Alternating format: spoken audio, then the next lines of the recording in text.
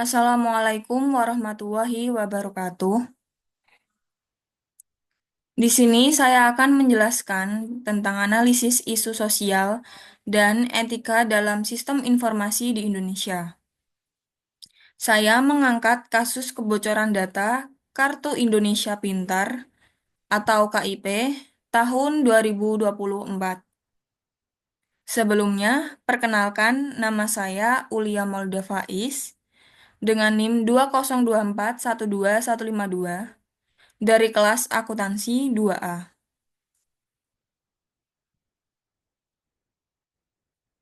Pokok pembahasan yang pertama, latar belakang, kedua, kategori dimensi moral, tiga, perlindungan hukum, empat, langkah untuk menghindari.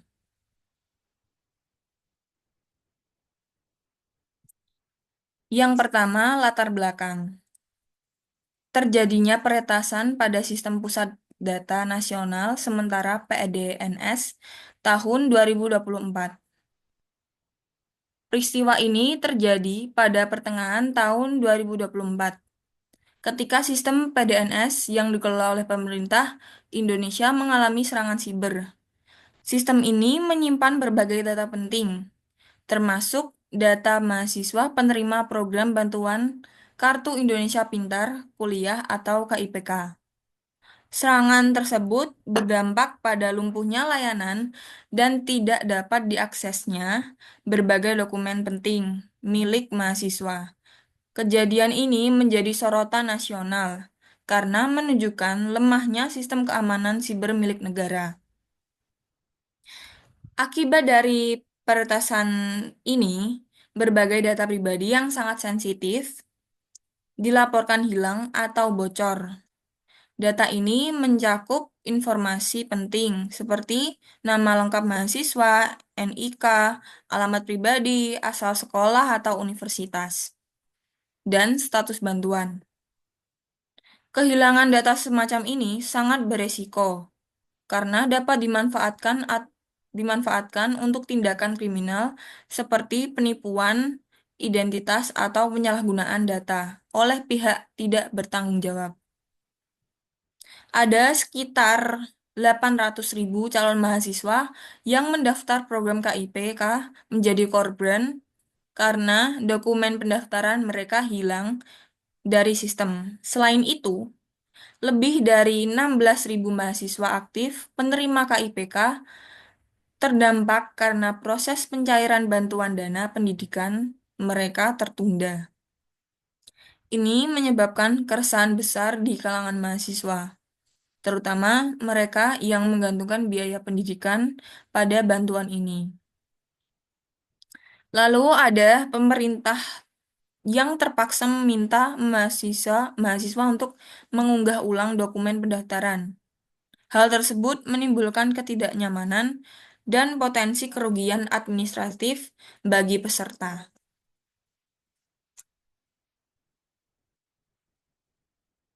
Selanjutnya, kategori dimensi moral. Kasus kebocoran data KIPK tahun 2024 tergolong pada tiga kategori dimensi moral. Yang pertama, ada hak dan kewajiban informasi. Dimensi ini menekankan bahwa setiap individu memiliki hak atas kendali penuh terhadap data pribadinya, termasuk hak untuk tahu, menyetujui, dan membatasi bagaimana data mereka digunakan. Di sisi lain, lembaga atau pemerintah yang mengelola data wajib menjamin kerahasiaan, keamanan, dan penggunaan data hanya untuk tujuan yang sah. Dalam kasus ini, hak-hak siswa dan mahasiswa sebagai pemilik data dilanggar. Data mereka disimpan oleh sistem pemerintah tanpa transparansi, lalu bocor akibat peretasan, tanpa adanya pemberitahuan resmi atau mekanisme ganti rugi. Tidak adanya informasi kepada korban setelah insiden menunjukkan bahwa pemerintah gagal memenuhi kewajiban moral dan hukum untuk melindungi hak informasi publik. Pelanggaran ini sangat serius, terutama karena data yang bocor menyangkut anak muda dan remaja yang seharusnya dilindungi lebih ketat secara hukum. Yang kedua, dimensi akuntabilitas dan pengendalian. Dimensi ini menyangkut tanggung jawab moral dan hukum dari pengelola sistem informasi, termasuk siapa yang harus diminta pertanggungjawaban bila terjadi kesalahan atau pelanggaran. Lembaga penyedia data seharusnya memiliki mekanisme kontrol internal, audit, dan prosedur korektif bila terjadi insiden. Pada kasus ini, tidak ada kejelasan siapa yang bertanggung jawab, baik dari sisi teknis, lembaga pengelola data, maupun dari segi pengawasan sistem. Pemerintah hanya meminta korban untuk mengunggah ulang dokumen tanpa memberikan penjelasan teknis atau permintaan maaf resmi. Tidak ada transparansi, tidak ada investigasi terbuka, dan tidak ada sanksi bagi pihak yang lalai, yang menunjukkan lemahnya akuntabilitas dalam pengelolaan data publik. Yang ketiga, dimensi kualitas sistem. Dimensi ini berkaitan dengan kualitas teknis dari sistem informasi. Seberapa andal, aman, dan efisien sistem dalam menyimpan serta melindungi data. Sistem yang baik harus memiliki protokol keamanan modern, cadangan data backup, enskripsi, serta pemantauan terhadap ancaman siber. Dalam insiden ini, PDNS tidak memiliki cadangan data atau backup, tidak memiliki sistem deteksi dini terhadap peretasan, dan tidak mampu memulihkan data secara tepat. Hal ini menunjukkan bahwa sistem tersebut tidak memenuhi standar kualitas minimum untuk sistem yang menyimpan jutaan data sensitif. Kualitas yang buruk ini menjadi akar penyebab kebocoran data dan membuktikan bahwa sistem pemerintah masih rentan terhadap serangan siber.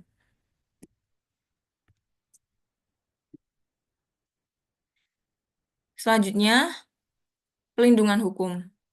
Kasus ini juga eh, melanggar beberapa undang-undang. Yang pertama, Undang-Undang Nomor 27 Tahun 2022 tentang Pelindungan Data Pribadi. Pasal 4, setiap orang memiliki hak atas pelindungan data pribadinya, termasuk hak untuk mengetahui tujuan penggunaan datanya, mendapatkan akses terhadap datanya, memperbaiki atau menghapus data jika diperlukan. Pasal 39 sampai 41, pengendali data wajib melindungi data pribadi dengan sistem keamanan yang baik. Pasal 46 sampai 47, jika terjadi kebocoran data, pengendali wajib memberitahu pemilik data dan pemerintah paling lambat 3 kali 24 jam. Pasal 67 sampai 69 ada sanksi administratif atau denda dan pidana bagi pihak yang lalai atau menyalahgunakan data pribadi. Yang kedua, UU ITE, Undang-Undang Informasi dan Transaksi Elektronik. Undang-Undang Nomor 11 Tahun 2008 JO, Undang-Undang Nomor 19 Tahun 2016. Pasal 26 ayat 1, setiap orang berhak atas pelindungan data pribadi dalam sistem elektronik. Pasal 30 sampai 32, mengakses atau menyebarkan data elektronik orang lain tanpa izin adalah tindak pidana. Yang ketiga, peraturan pemerintah atau kebijakan teknis. Permendikbudristek dan aturan teknis Dapodik dan sistem KIP yang mengatur pengelolaan data peserta didik. Pemerintah seharusnya menetapkan standar keamanan sistem informasi pendidikan. Selanjutnya ada langkah untuk menghindari. Yang pertama, menjaga kerahasiaan data pribadi. Menjaga kerahasiaan data pribadi berarti tidak sembarangan membagikan informasi penting seperti NIK, alamat rumah, nama lengkap, nomor kartu identitas sekolah atau universitas, atau data pribadi lainnya di platform online yang tidak terpercaya. Banyak kasus peretasan dan pencurian identitas terjadi karena orang dengan mudah memberikan data pribadi di media sosial, formulir online tidak resmi, atau kepada pihak yang mengaku sebagai lembaga tertentu. Data seperti ini bisa digunakan untuk membuat akun palsu, mengakses layanan keuangan, atau bahkan melakukan penipuan atas nama kita. Maka, penting untuk selalu berpikir dua kali sebelum mengisi atau mengirimkan informasi sensitif. Kedua, lebih waspada terhadap tautan dan aplikasi yang mencurigakan. Dengan tidak mengklik tautan yang mencurigakan, misalnya yang dikirim melalui SMS, email, atau chat dari nomor yang tidak dikenal, terutama yang meminta data pribadi. Yang kedua, menghindari aplikasi ilegal atau tidak resmi yang tidak berasal dari toko aplikasi resmi seperti Google Play Store atau App Store. Aplikasi semacam ini bisa saja memiliki malware yang secara diam-diam mencuri data dari perangkat kita. Yang ketiga, menggunakan sistem keamanan digital yang baik. Dengan menggunakan kata sandi yang kuat dan berbeda-beda untuk tiap akun, hindari kombinasi yang mudah ditebak, seperti tanggal lahir atau angka berurutan. Selanjutnya, aktifkan verifikasi dua langkah atau 2FA. 2FA ini menambahkan lapisan keamanan dengan meminta kode verifikasi tambahan yang dikirim ke ponsel atau email. Sehingga, meskipun orang lain tahu kata sandi kita, mereka tetap tidak bisa mengakses akun tanpa kode itu. Yang terakhir, belajar dan mengedukasi diri tentang perlindungan data pribadi. Memahami hak-hak sebagai pemilik data pribadi seperti yang tercantum dalam Undang-Undang Perlindungan Data Pribadi. Hak ini termasuk hak untuk tahu, hak untuk mengakses, dan hak untuk memperbaiki atau menghapus data. Yang terakhir, mengikuti perkembangan teknologi keamanan dan regulasi. Misalnya, cara kerja enskripsi, bagaimana mengenali scam digital, dan mengenali instansi terpercaya.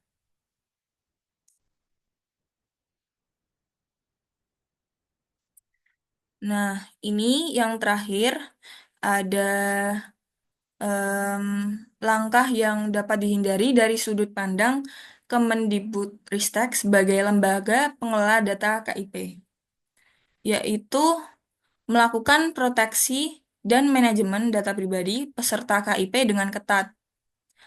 Hanya data yang benar-benar dibutuhkan yang boleh dikumpulkan dan diakses sesuai prinsip data minimization. Lalu, transparansi dalam pengelolaan data, memberikan informasi kepada masyarakat mengenai data apa yang dikumpulkan, digunakan untuk apa, dan bagaimana cara untuk mengakses atau menghapusnya. Yang ketiga, menyiapkan SOP, keamanan informasi internal.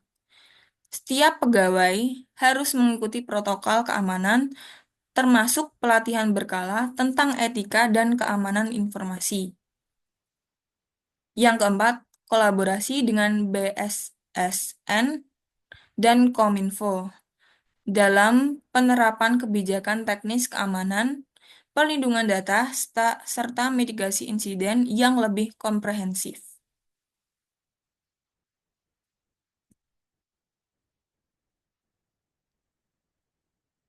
Sekian penjelasan yang dapat saya sampaikan dari kasus kebocoran data KIP tahun 2024 ini. Kurang lebihnya saya mohon maaf. Wassalamualaikum warahmatullahi wabarakatuh.